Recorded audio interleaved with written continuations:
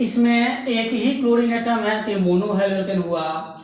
इसमें हेलोजन एक ही एटम है इसलिए मोनो हेलोजन हुआ। यहाँ सब में देख रहे हैं कि एक ही हेलोजन एटम है, चाहे वो क्लोरीन हो, ब्रोमीन हो या आयोडीन हो या फ्लोरीन हो, एक ही एटम होना चाहिए। तो जिस एल्काइल हैलाइड की श्रेणी में एक ही हेलोजन परमाणु उपस्थित होता है उसे मोनो हेलोजन कहते हैं। फिर डाई हेलोजन में दो होगा, यहाँ दो हेलोजन एटम मौजूद है, इस प्रकार से इसका नामकरण करेंगे।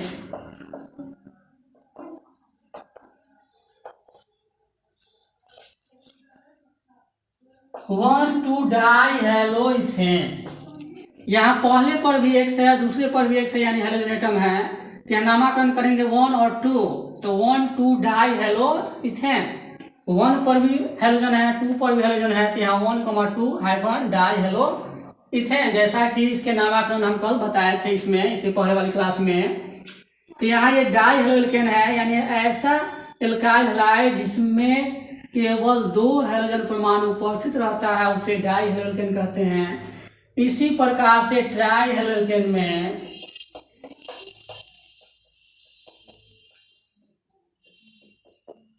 ये ट्राई हेलोजन हुआ, इसका नामकरण करते हैं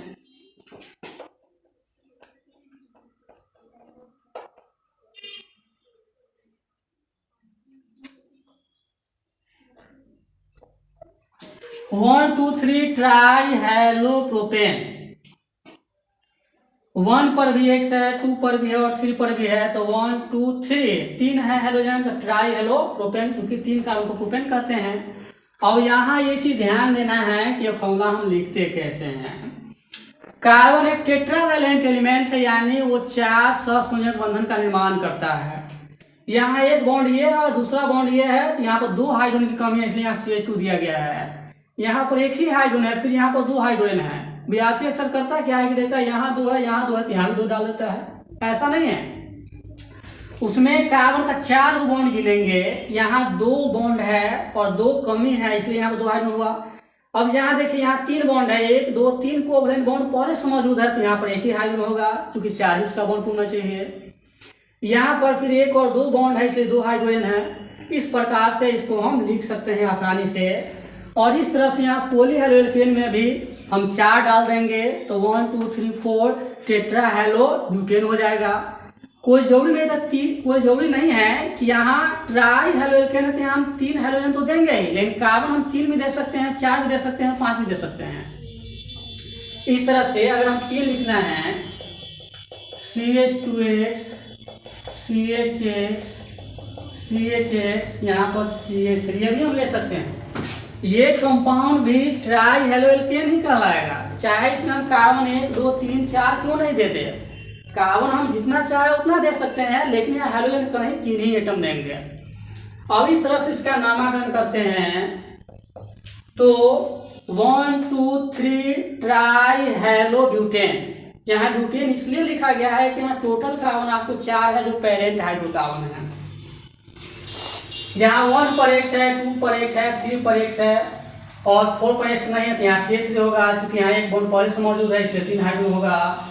यहाँ 1 2 3 बॉन्ड पहले से मौजूद है, इसलिए एक ही हाइड्रोजन है, यहाँ एक ही है, यहाँ 2 हाइड्रोजन है। तो यहाँ भी हम कार्बन कितना भी दे सकते हैं, लेकिन हेलोजन एटम यहाँ एक ही होगा इस कंपाउंड में। इस कंपाउंड में हम कार्बन कितना भी दे सकते हैं, लेकिन हेलोजन एटम 2 ही होगा। इस कंपाउंड में भी हम कार्बन कितना भी दे सकते हैं, लेकिन हेलोजन एटम यहाँ 3 ही देंगे, क्योंकि ये ट्राई हेलोजन है। इस प्रकार से इसको हम आसानी से लिख सकते हैं।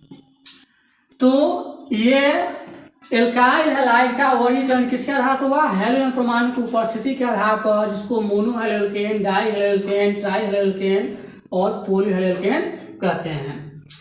अब इसको हम परिभाषित भी कर सकते हैं। अगर विद्यार्थी अगर इसको लिखना चाहे तो आसानी से उसको लिख भी सकते हैं, क्योंकि टीचर हर समय मौजूद रहते नहीं हैं। विद्यार्थी अगर एक इसका नोट्स तैयार कर लेता है तो किसी भी समय विद्यार्थी नोट्स उलट के देख लेता है।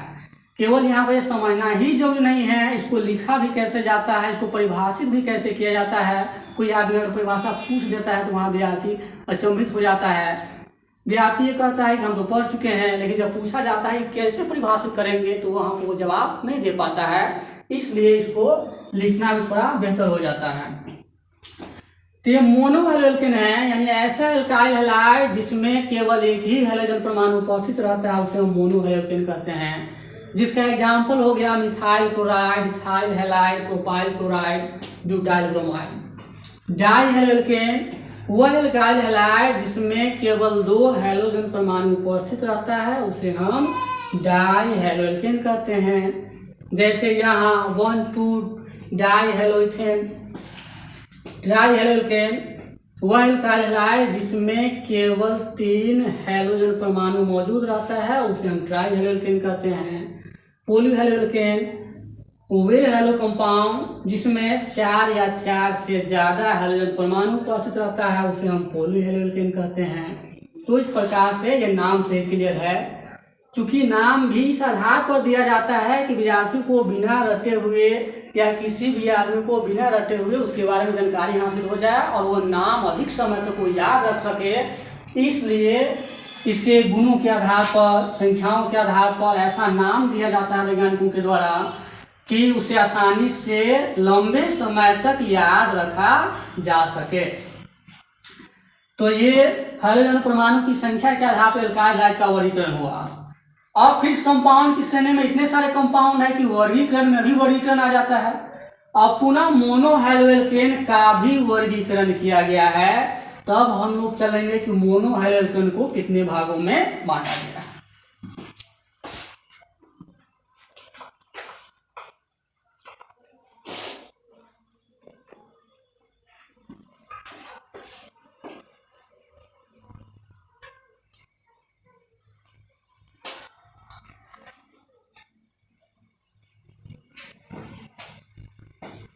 अब है classification of mono haloalkane.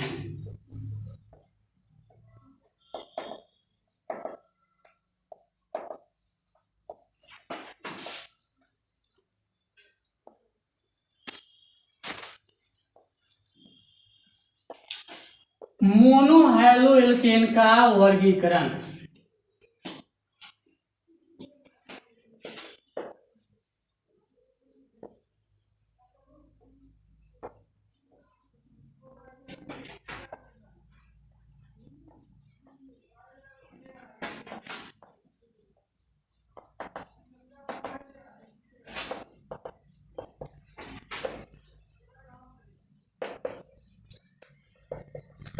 Mono haloalkanes have been classified into 3 parts, यानी मोनो हैलोएल्केन को 3 भागों में बांटा गया है।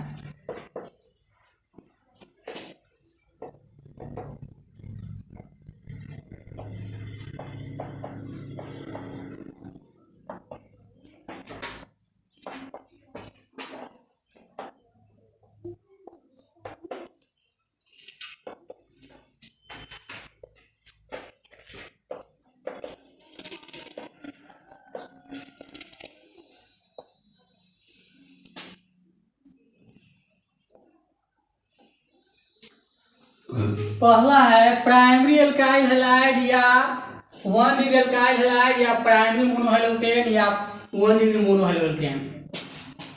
दूसरा है सेकेंडरी।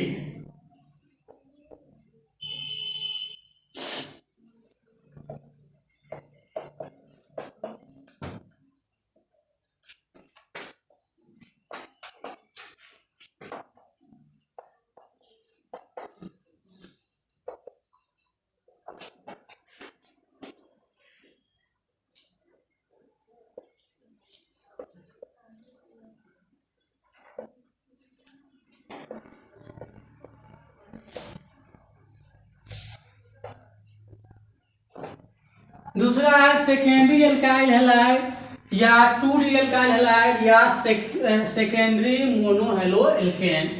इसी प्रकार से तीसरा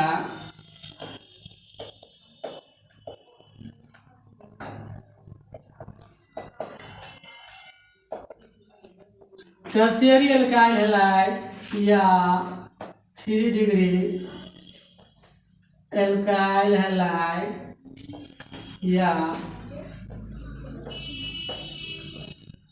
tertiary mono haloalkane.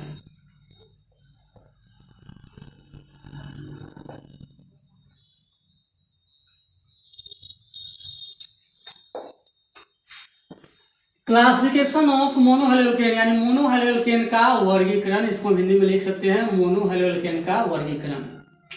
मोनोहेलोकेन have been classified into 3 parts, यानी मोनोहेलोकेन को 3 भागों में बांटा गया है, जिसमें पहला है प्राइमरी अल्काइल हैलाइड और 1 डिग्री अल्काइल हैलाइड और प्राइमरी मोनोहेलोकेन। दूसरा है सेकेंडरी अल्काइल हैलाइड और 2 डिग्री अल्काइल हैलाइड और सेकेंडरी मोनोहेलोकेन। तीसरा है टर्शियरी अल्काइल हैलाइड और 3 डिग्री अल्काइल हैलाइड और tertiary मोनोहेलोकेन।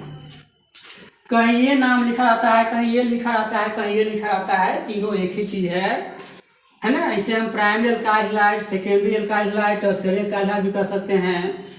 1 degree alkyl halide, 2 degree alkyl halide, 3 degree alkyl halide, या प्राइमरी मोनोहेलोकेन, सेकेंडरी मोनोहेलोकेन या टर्शियरी मोनोहेलोकेन, या 1 डिग्री मोनोहेलोकेन, 2 डिग्री मोनोहेलोकेन और 3 डिग्री मोनोहेलोकेन कर सकते हैं।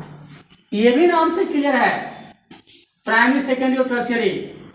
आप प्राइमरी कार्बन परमाणु, सेकेंडरी कार्बन परमाणु और टर्शियरी कार्बन परमाणु का नाम सुने होंगे।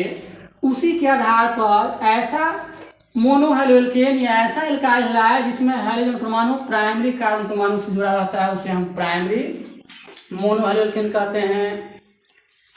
सेकेंडरी एल्काइल हैलाइड यानी कि ऐसा एल्काइल हैलाइड जिसमें हाइड्रोजन परमाणु सेकेंडरी कार्बन से जुड़ा रहता है, उसे हम सेकेंडरी एल्काइल हैलाइड कहते हैं। टर्शियरी एल्काइल हैलाइड ऐसा एल्काइल हैलाइड जिसमें हाइड्रोजन परमाणु टर्शियरी कार्बन से जुड़ा रहता है। अब प्रश्न उठता है कि प्राइमरी कार्बन, सेकेंडरी कार्बन और टर्शियरी कार्बन क्या है। ऐसा कार्बन जो कम से कम 2 हाइड्रोजन से जुड़ा रहता है, वैसे कार्बन को हम प्राइमरी कार्बन कहते हैं। उससे अगर एक जुड़ा हुआ है तो प्राइमरी एल्काइल हैलाइड हुआ। ऐसा कार्बन जो केवल 1 हाइड्रोजन परमाणु से जुड़ा रहता है, उसे हम सेकेंडरी कार्बन कहते हैं। ऐसा कार्बन जो एक भी हाइड्रोजन से नहीं जुड़ा रहता है, उसे हम टर्शियरी कहते हैं। अगर हाइड्रोजन से नहीं जुड़ा होगा तो एल्काइल ग्रुप से जुड़ा होगा या कोई अन्य ग्रुप से जुड़ा होगा। तो फिर इसके बारे में अब हम डिटेल से फिर अगले क्लास में जानेंगे और लिखेंगे।